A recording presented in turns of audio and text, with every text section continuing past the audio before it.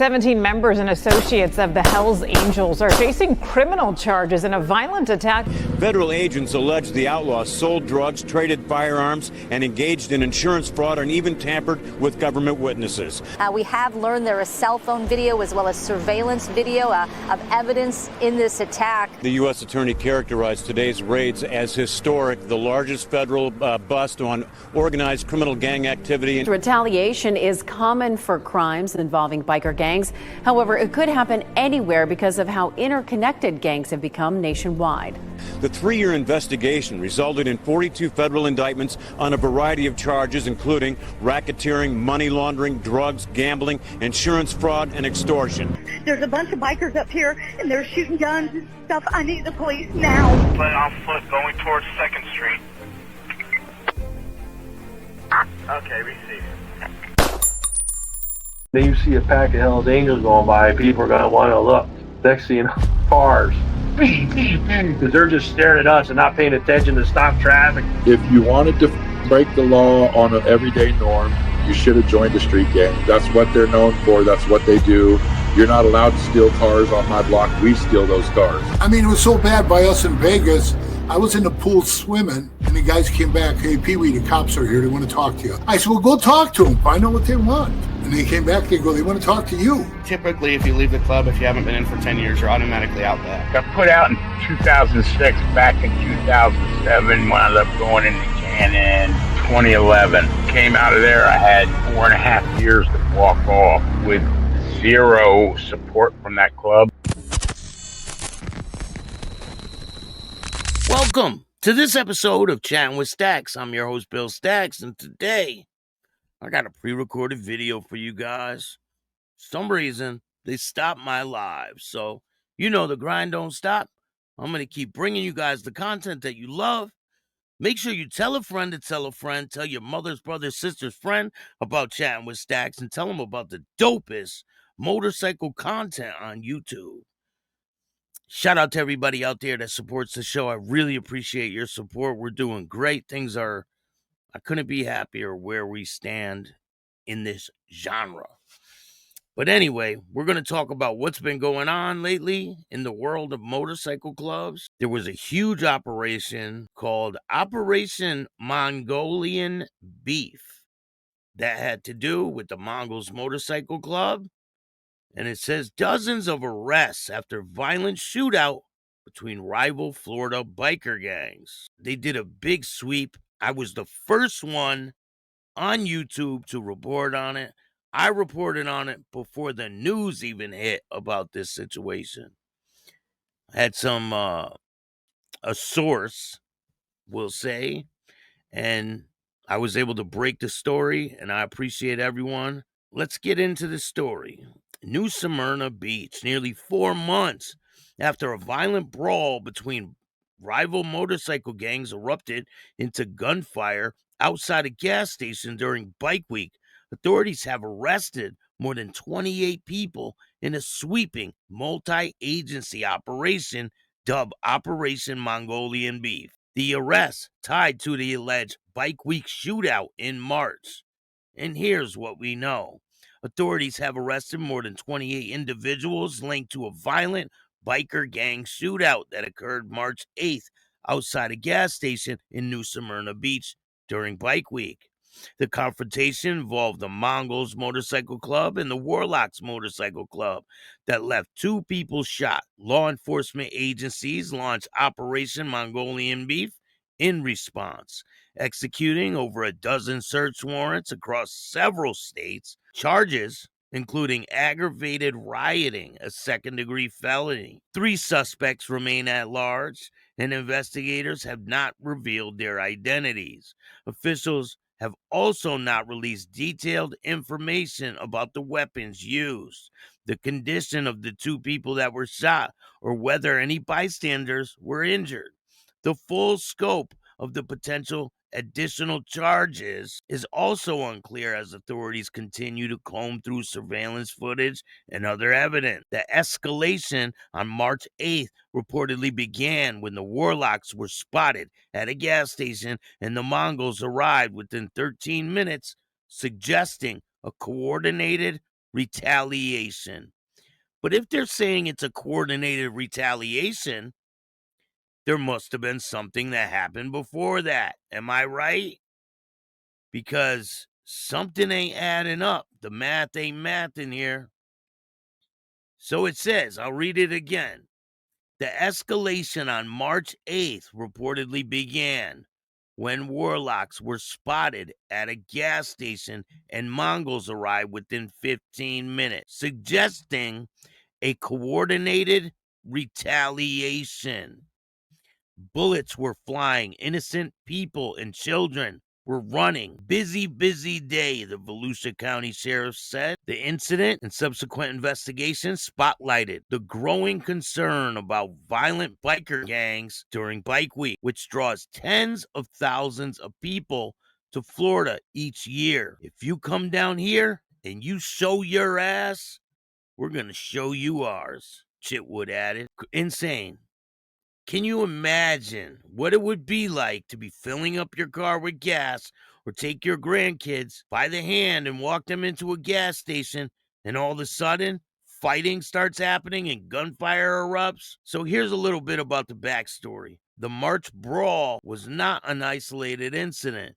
Volusia County Sheriff's Officer Mike Chitwood said that 3 suspects tied to the New Smyrna Beach shooting were also linked to a 2023 shooting in Titusville, indicating a longer history of gang violence in the region.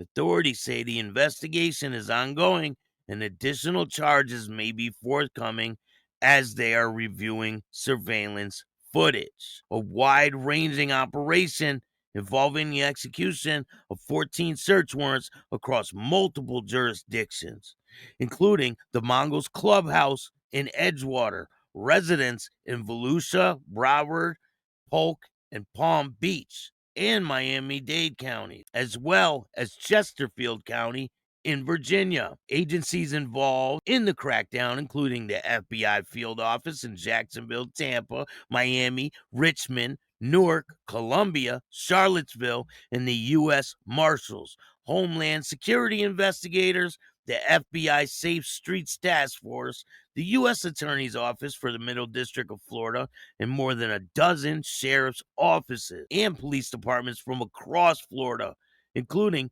Daytona Beach, Orlando, and Palm Bay. The arrest stemmed from the March 8th shootout outside a gas station in New Smyrna Beach that unfolded in broad daylight and sent bystanders scrambling for safety.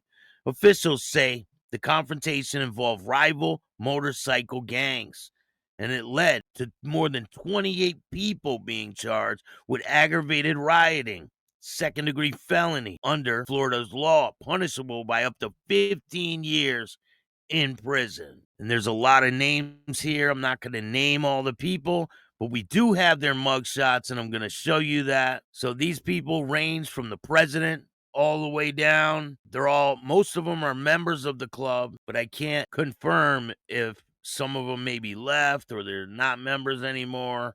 I'm not really sure on that situation. But this is the alleged instigator of the whole thing. They said that nothing popped off until this man arrived on scene. He's allegedly the state rep for the Mongols. Now, I see a little bit of bias in this whole case. There's a lot to dig into this, and we're going to continue at another time. But for now, we have some other information to give you today. If you guys haven't ever heard of the Hells Lovers Motorcycle Club. So the Hells Lovers Motorcycle Club is a 1% club that was founded in Chicago in 1967 by Frank Claim Jumper Rayos. Hells Lovers Motorcycle Club was claimed by Rayos. The story goes that Frank Rayos was a huge Harley-Davidson motorcycle fan, but couldn't find a club that would grant him entry, possibly because he's Mexican-American. So he decided to start his own club, along with friends, including Andrew Hooley, who is another founding member. Unlike many other outlaw motorcycles clubs, the Hells Lovers are a multi-ethnicity motorcycle club, allowing people from any race the chance to become a member. So their back patch for the Hells Lovers Motorcycle Club has an iron cross with a skull and crossbones. Their motto is "Death is my sidekick, and the highway is my home." So they have chapters all across the U.S. They have them in Chicago, Illinois, Colorado, Georgia, Maryland, Michigan, Wisconsin, Texas, and Tennessee. There is a situation that happened, and we're going to talk about that now. So there was a shooting that happened outside of the Hells Lovers Motorcycle Club, and it goes like this.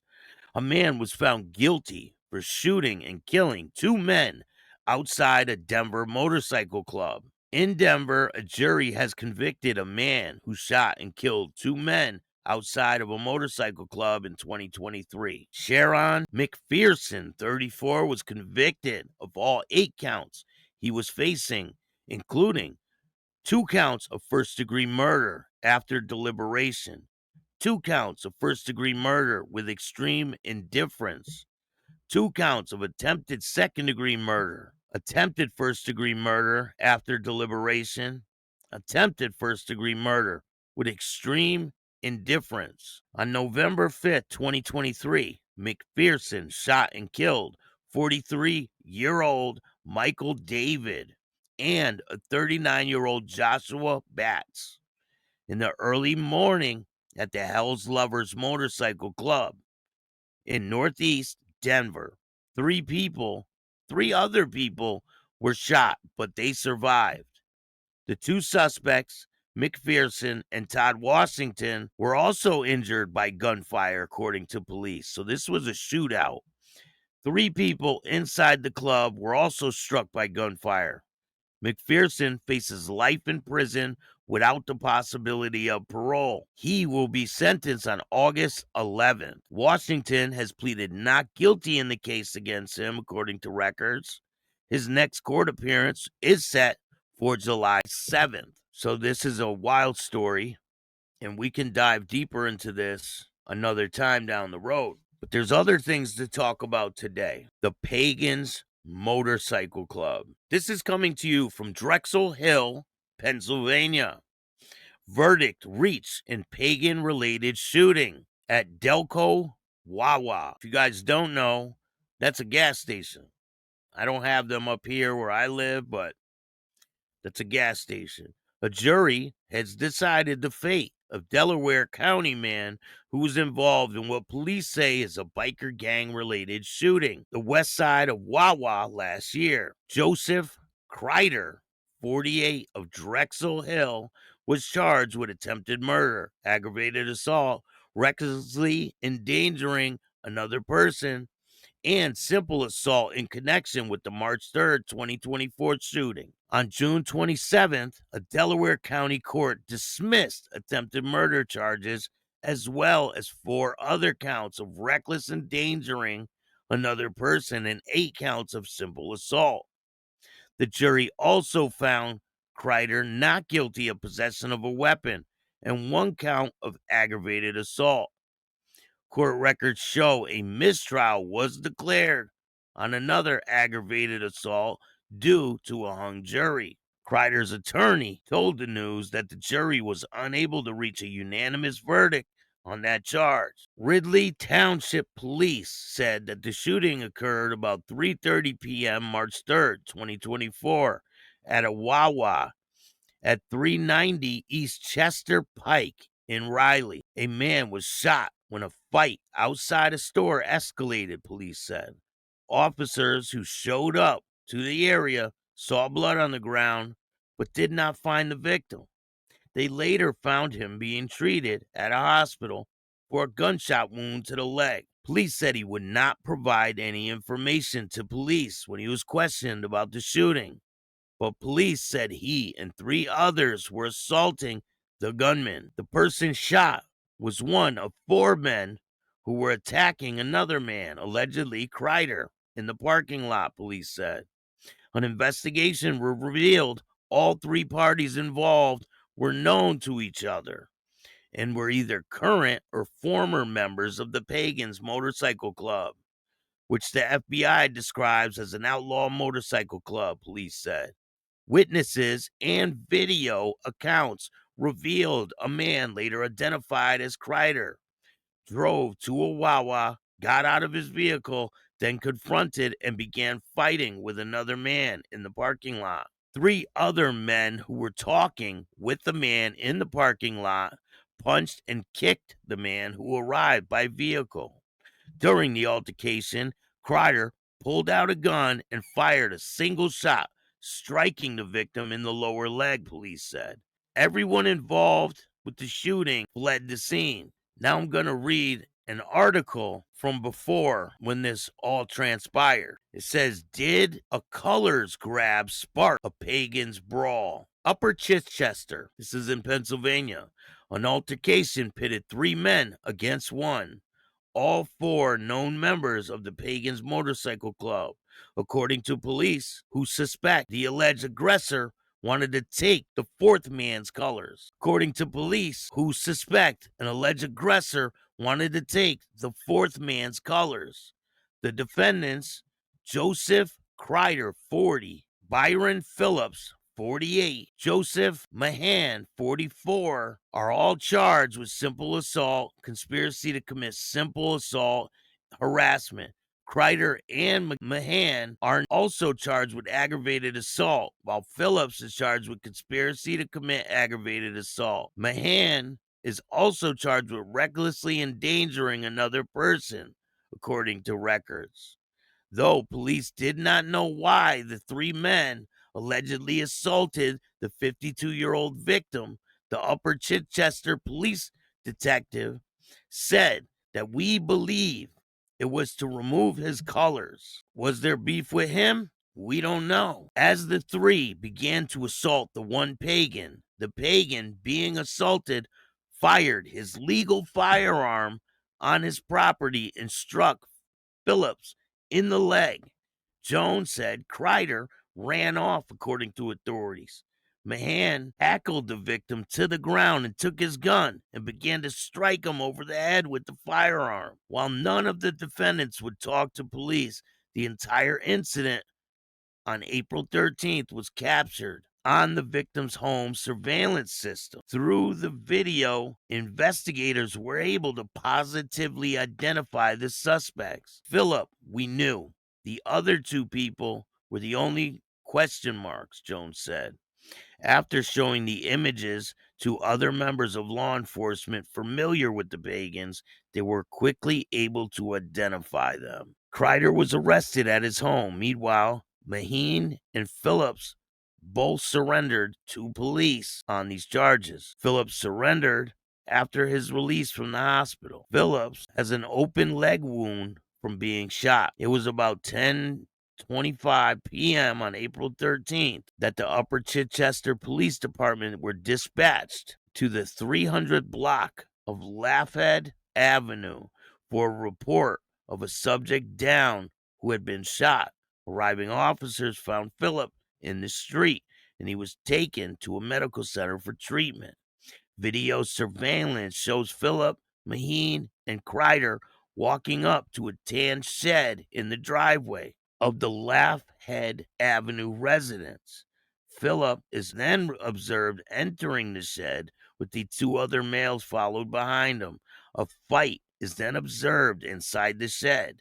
A probable cause affidavit states the video shows Kreider running down the driveway towards Lafayette Avenue. Mahan, according to the affidavit, is seen stepping out of the shed with Phillips limping out behind him.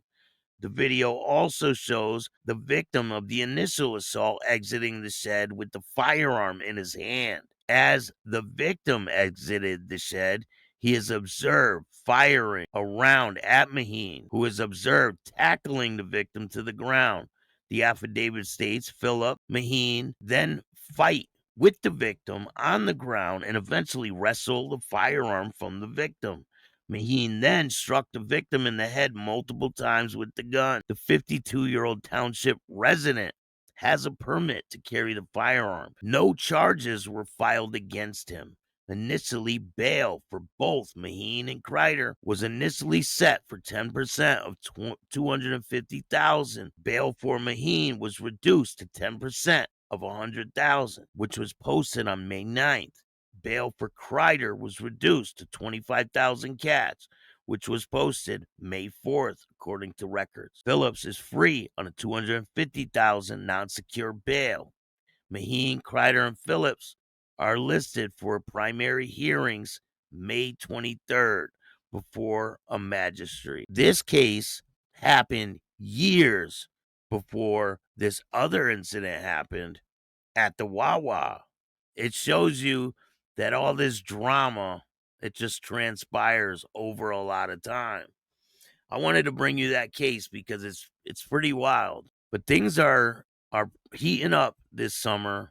Hopefully things don't boil over like they have been.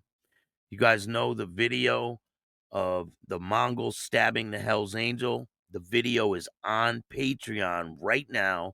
Go check it out. I will bring you more information as it becomes available. And I appreciate all you guys that have been riding with me from day one. I really appreciate your support. Hit that like button, subscribe, and hit the notification bell so you can get my videos every time they drop. Make sure you tell a friend to tell a friend about Chatting with Stacks. I'm going to keep bringing you the dopest content on YouTube.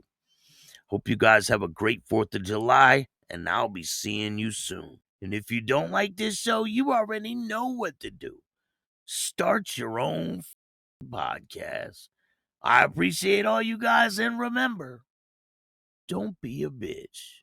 Peace. And all new at 5, a major organized crime bust. 23 people under arrest now accused of stealing guns and cash. Today, police revealed 4 organized crime groups are wreaking havoc. From aggravated robbery to kidnapping, burglary, and more. Let's take a look at this. New pictures from court documents in this case. These are a few of the people who have been charged. And investigators say the money, tens of thousands of dollars, is all stolen.